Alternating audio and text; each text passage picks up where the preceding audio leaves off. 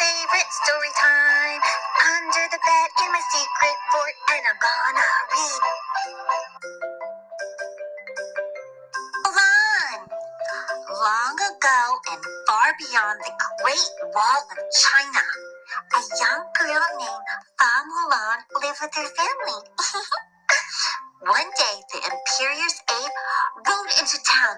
The Huns have invaded China, he announced. Oh no! One man from every family must serve in the Imperial Army. The man on the horse announced. Oh no! Mulan's father felt it was his duty to join the army, even though he had been injured in an earlier battle. That night, he began to practice some fighting moves, unaware that his daughter Mulan was watching. Oh. Suddenly, a pain from an old wound shot through his leg, and he collapsed and fell on the floor. Mulan was behind the door, and she was like, oh no, dead. She whispered to herself he wouldn't be able to survive another battle. So she decided to disguise herself as a man. She's gonna make herself a man and take his place.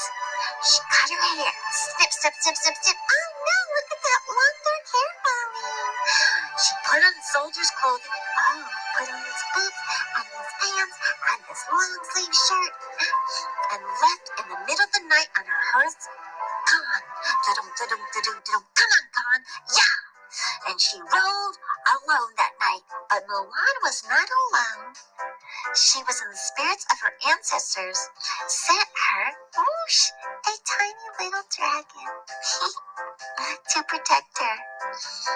And so they rode all night long, and they rode, and they rode, and they rode. Mushu caught up with Mulan, and soon they arrived at the army camp. Mushu, the dragon, whispered suggestions on how to look more like a man. Shut up, how you? You walk like a man, he said. Shut up, you can walk like a man, he said. Shoulders back, chest high, feet apart, heads up, and strut. Oh, I don't think I can do this, whispered Mulan. It's all attitude, Mushu told her. It's all attitude.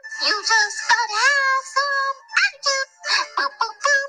Mulan took a deep breath and gathered her courage and strode into camp. She looked ridiculous. But she did her best.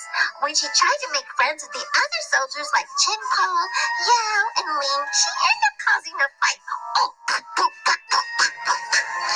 The camp was in total chaos when Captain Shang arrived. Soldiers! The captain shouted. Oh, here he comes, everyone.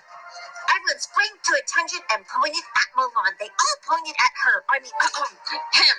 He started it, they said in unison. But she wasn't happy. I don't need anyone causing trouble in my camp, Shang said to Mulan. Sorry, Mulan said. Then she remembered she was supposed to be a man and lowered her voice. Did you hear that? I said, I'm sorry. Captain Shang was a skillful leader and thought Mulan felt clumsy and inadequate. She worked as hard as she could, but she didn't want anyone to find that she was a girl. Shang led the recruits through a series of grueling training exercises to help them prepare for battle. One of the lessons involved retrieving an arrow from the top of a pole with a heavy bronze disc tied to each wrist. Ow, that hurts. Why did you try it? One represents discipline and the other strength. Shang said of the disc, you need both to reach the arrow. But no one was able to do it. Oh my gosh, it was so hard. But finally, after several attempts, Mulan had an idea. Hey, I have a bright idea. She pulled the weights onto her wrists, looped them together, and used them to hoist herself to the top. She done it! She did it! Oh my gosh, she did it! Yay! So all the soldiers admired Mulan's determination, and even her new friend Chin Po, Ling, and Yao didn't even know that she was a man. After training, Shang Shang led the soldiers to the Shao Pass to meet the rest of the army. When they arrived, they discovered the army had been defeated and none of the soldiers had survived. Shang was especially upset when he realized that his father, the general, had been killed. That's sad. I'm sorry, Mulan said, trying to comfort him.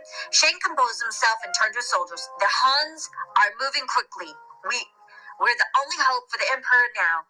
Move out, he ordered. Oh, no.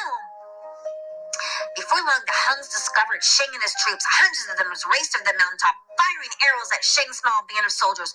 Mulan seized the cannon and ran right toward the Huns. When she almost reached their leader, Shan Yu, Mulan aimed the cannon above his head. The rocket hit the mountain behind him and caused a huge avalanche.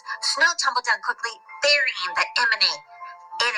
Yay! She got him! She got him! I mean, he got him! He got him! Mulan's a he, it's not a she! Nobody knows! Shh! Shh! Nobody tell! She's doing a good job! Oh, Mulan had been wounded! Oh no! But she was able to jump on her horse and pull Shang away from the snow just before he was buried. As Chin Po and the others helped him to safety, Shang looked at Mulan with admiration. Ping, you are the craziest man I've ever met. For that, I owe you my life, he said. From now on, you have my trust. But Mulan's wound had to be treated. It was the soldiers. Then that's when they discovered she was really a girl. I mean, yeah, she wasn't a guy. At that time in China, Mulan's deception was punishable by death. Shang spared her. A life for a life, he declared. My debt is repaid. He told her she was not allowed to continue with the other soldiers. Dejected, Mulan watched the troops march away, leaving her alone with Mushu, her dragon, and Khan, her horse.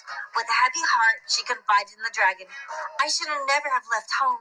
I just wanted to do things right so that when I looked in the mirror, I would see someone worthwhile. But I was wrong. I see nothing. You wish you'd like to have those people you love, Mushu the dragon said. But don't you worry. Things will work out. Things will work out. Things will work out. Don't you worry, Mulan. Things will work out. Things will work out. Don't you worry. Don't you worry. You will see. Things will work out and you will see. Okay, so she was sad, but he was trying to comfort her. And then guess what happened? She realized that Shan Yu and a few of the Huns had survived. Racing on horseback to the imperial city, Mulan found Shang and told him what she had seen. You don't belong here, he replied. Go home. You have to believe me, said Mulan. But Shang wouldn't listen. Soon the Huns seized the emperor and ran into the palace. Mulan turned to her friend for help. Chin, Po, Ling, and Yo tried to break down the palace door. It was no use. Hey, I have an idea, Mulan said. Eager for the help of her quick-thinking friend, the soldiers let Mulan dress them as women. Oh my gosh, now the guys are dressing like girls. That's what? Oh my gosh. And then they used sashes from their dresses to help them climb the palace columns. Shang realized that Mulan was trustworthy and joined their effort. Once inside, they attacked the unsuspected Huns, the bad guys, pretending to be girls. They don't know how to do anything like a man, but guess what? They did, and she's smart, and working together, we gotta work together. Whoever's smart, whoever's pretty, it doesn't matter if you're a guy or a girl, we just need to win and help ourselves win from these bad people. Together, Mulan, Shang, and the others knocked out the Han soldiers. Bam, bam, boom, bam, bam, bam, boom, bam, boom, bam, boom, and rescued the emperor. Then Shang went after Shang Yu, furious that the emperor had escaped, and Han, the leader, drew his sword. You took away my victory, Shang Yu growled at Shang.